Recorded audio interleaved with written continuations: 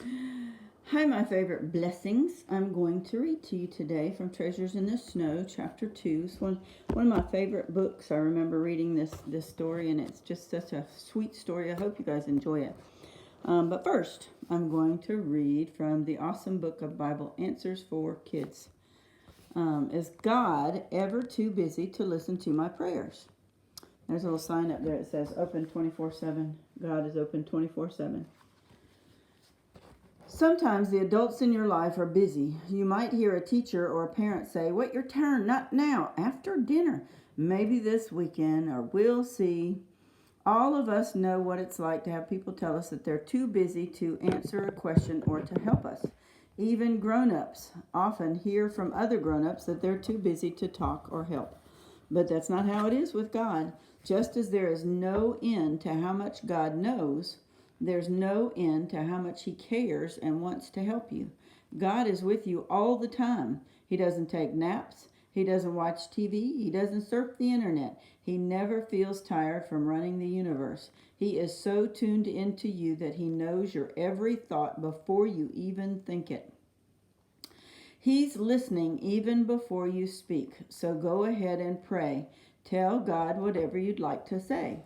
Whenever you want to talk, He's ready, and He wants you to talk to Him. So 1 Peter chapter 5 verse 7 says, "Give all your worries and cares to God, for He cares about what happens to you." Okay, now let me find chapter 2 of Treasures in the Snow.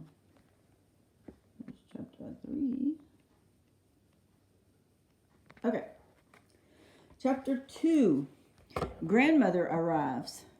So, Daniel Bernier, I'm not sure that I'm going to pronounce things the same way that Granddaddy does, so y'all just have to figure out who I'm talking about.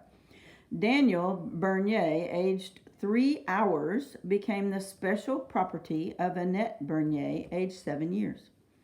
Of course, the kind village nurse stayed for some time to bathe and feed him, and when she left, her father paid a woman from the village to come and nurse him. But Danny belonged to Annette, and nobody ever spoke of him as anything but Annette's baby. For once the first great shock of losing her mother was over, Annette gathered up all the love of her sad, lonely little heart and poured it out on her little brother. She held his bottle while he sucked and sat quietly by his cradle in case he should wake and want her. It was Annette who ran to him in the night if he woke or whimpered, and who carried him out onto the balcony at midday so that the sun might shine on him.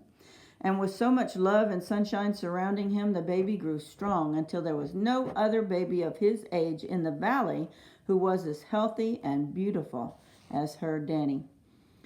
He slept and woke and chuckled and fed and kicked and slept again. In fact, he never gave a moment's worry to anybody. "He was born under a lucky star," exclaimed a woman from the village, gazing at him thoughtfully. "He was born under a Christmas star," said Annette solemnly. "I think he'll always be good and happy." And how he grew! By the time the sun was beginning to melt the snow and the crocuses were pushing up in the pale fields, Annette was having to think about new clothes. As soon as the cows had gone up the mountain, Danny cut his first tooth.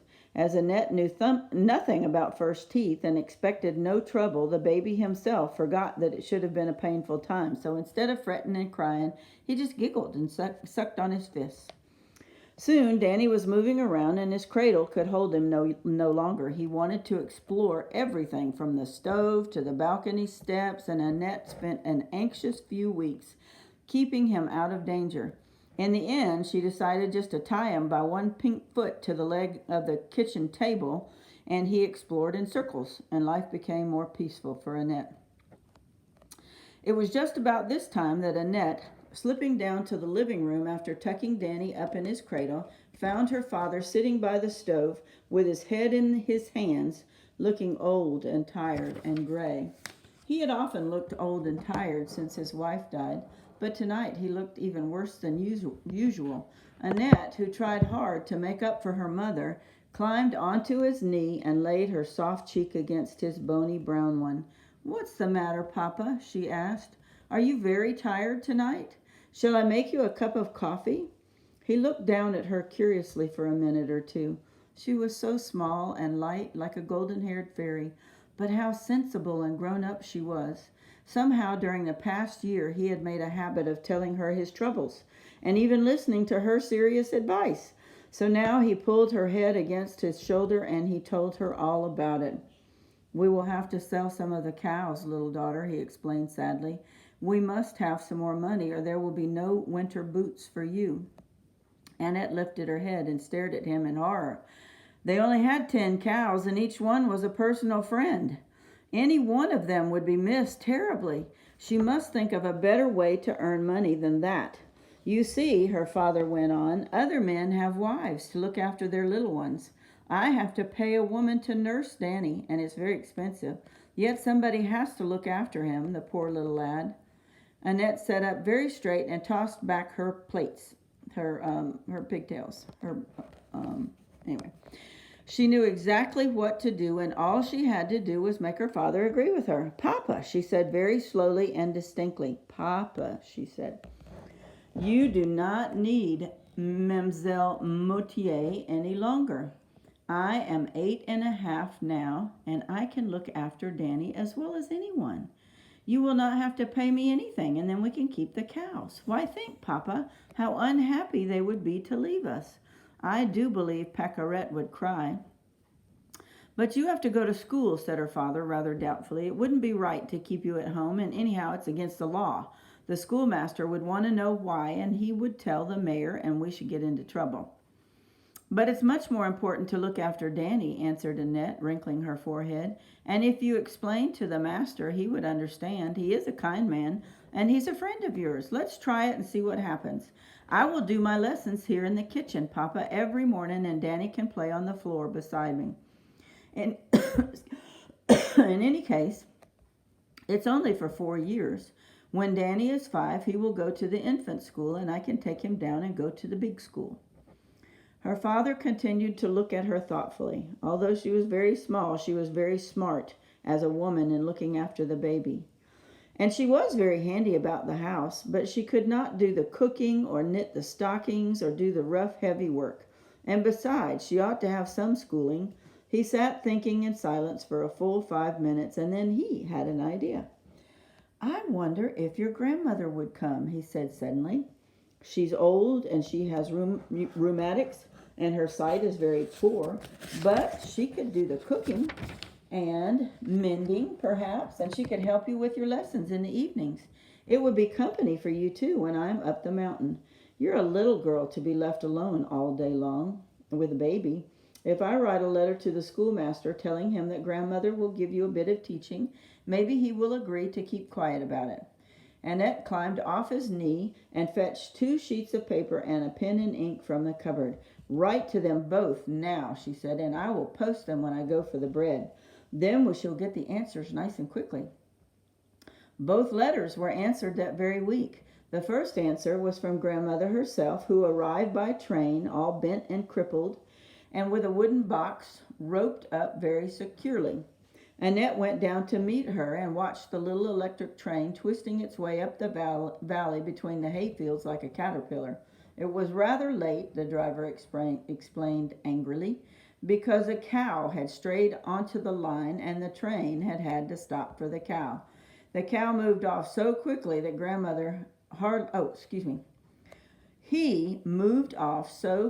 driver moved off so quickly that grandmother hardly had time to get down, and her wooden box had to be thrown out after her while the train was moving away. Grandmother, however, did not seem at all worried. She leaned on her stick and wanted to know how she was going to get up the hill.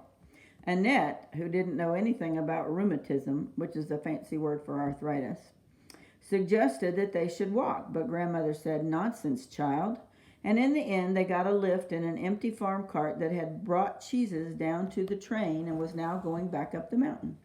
The road was stony, the wheels wooden, and the mule uncertain, and Annette enjoyed the ride very much more than grandmother did, but the old woman gritted her teeth and made no complaint. She only let out a very tired sigh of relief when she found herself safely on the sofa by the stove with a cushion at her back. aching back, and Annette bustling about getting some tea.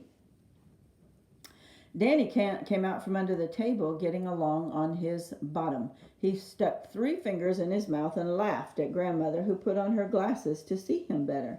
They sat for some moments staring at each other, her dim old eyes meeting his bright blue ones, and then Danny threw back his head and laughed again. "That child will wear out his trousers," said Grandmother, taking a piece of bread and butter and cherry jam. "He should be taught to crawl." She said no more until she had finished her tea, and then she flicked the crumbs from her black skirt and got up, leaning heavily on her stick. "So," she remarked, "I have come. What I can, I will do. What I cannot, you must do for me. Now, Annette, turn that baby the right way up and come and show me around the kitchen." And from that moment, Grandmother did what she could. Annette did all the rest, and the household ran like clockwork, all except for Danny, who continued to move round and round the table legs on his bottom in spite of Grandmother. So after a few days, Annette was sent to the village to buy a yard of thick black felt, and Grandmother sewed round patches onto the seats of all Danny's trousers. He did look rather odd in them, but they served their purpose very, very well indeed, and after all, they were hardly ever seen because they were nearly always underneath him. The second answer arrived in the shape of the old village schoolmaster, who walked wearily up from the valley late on Saturday afternoon to call on Monsieur Bernier. Monsieur, I think that's how you say that. Bernier. He was milking cows and saw him coming out of the cowshed window. He didn't want to argue with the schoolmaster because he was afraid of getting the worst of it, so he ran out the back door and hid in the hayloft. Annette, who was also looking out of the living room window, saw her father's legs disappear up the ladder just as the schoolmaster came around the corner, and she understood perfectly what was expected of her. She opened the door and invited the schoolmaster in, offering him most politely the best chair with a smart red seat.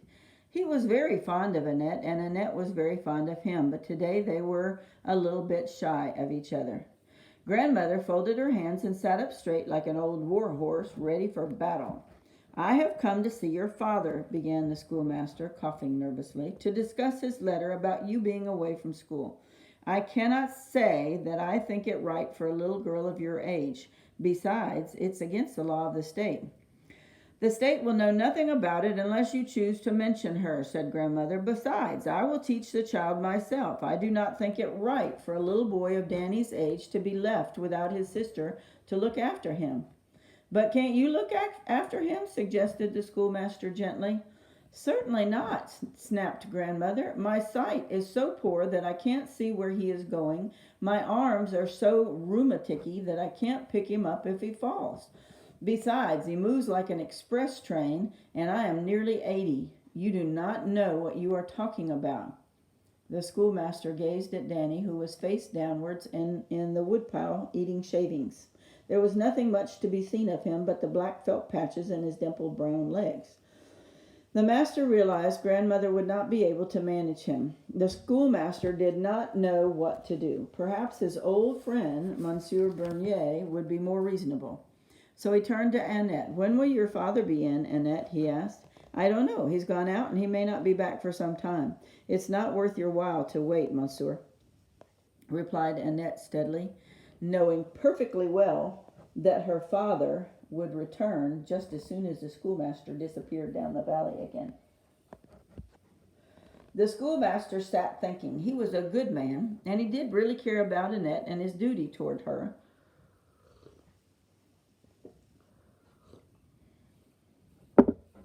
But he did not want to give up his old friend into the hands of the law, especially when it was quite clear that the child was needed at home. At last he had an idea. He did not think that it was a very good one, but it was better than nothing. "I will let the matter rest," he said at last, "on one condition only, and that is that every Saturday morning when Annette comes down for the bread, she shall visit me in my house and I will test her. If I find she's making progress, I will say no more. But if I find she's learning nothing, then I shall feel it my duty to insist that she attend school like the other children. He tried to speak sternly, but Annette beamed at him, and Danny, sensing a family victory, suddenly turned himself the right way up and crowed like a rooster. The schoolmaster looked at the two fair, motherless children for a moment, smiled very tenderly, and said goodbye. As soon as he had disappeared into the pine wood, Annette ran to the door and called to her father to come down from the hayloft. And she told him the good news. So it was that every Saturday morning Annette rapped at the front door of the tall white house where the schoolmaster lived, with her bread basket on her back and her tattered exercise book in her hand, and the schoolmaster joyfully let her in. In the winter they sat by the stove, ate spiced fruit tart, and drank hot chocolate. And in the summer they sat on the veranda and ate cherries and drank apple juice. After that the tests would begin. They always started with arithmetic, but Annette was not good at arithmetic. As she never knew the answers, the schoolmaster would feel after a few minutes that it was a waste of time to ask any more questions. So they would pass on to history, and here Annette never needed any questions. She would lean forward, clasping her knees, and relate how William Tell had won the freedom of Switzerland, and how the brave little sun had stood still while the apple on his head was split by a whizzing arrow. Annette knew all about the brave Swiss heroes, and she and the schoolmaster would look at each other with shining eyes, for they both loved courage. After this they would turn to the Bible, which Annette was beginning to know quite well, for she read it aloud to grandmother every evening. By this time the schoolmaster would have forgotten to tell Annette off because she couldn't do her sums, her arithmetic, and instead he would give her fresh books to read, and would fill the gaps in her bread basket with spiced gingerbread hearts and knobbly chocolate sticks wrapped in silver paper. Then they would say goodbye to one another, and he would stand at the door and watch her until she reached the edge of the pine wood, because here she always turned around to wave back. Years ago the schoolmaster had loved a golden-haired girl who lived high up in the mountain, and he had bought this white house and made it beautiful for her. But she went out to pick soldanellas and was killed by a treacherous fall of late snow. So the schoolmaster really lived alone. But in his dreams she was always there, and always a little daughter with corn-colored plaits and eyes like blue gentians, who sat on a stool close to his knees. And on Saturday morning that part of the schoolmaster's dream came true, because Annette would go visit him. And it would be just like the golden-haired girl. So he could dream about it. Okay, Granddaddy has already read chapter 3. So I'm going to close this one out and title it and publish it. And then I'm going to read chapter 4. So goodbye for now. I'll see you in just a minute.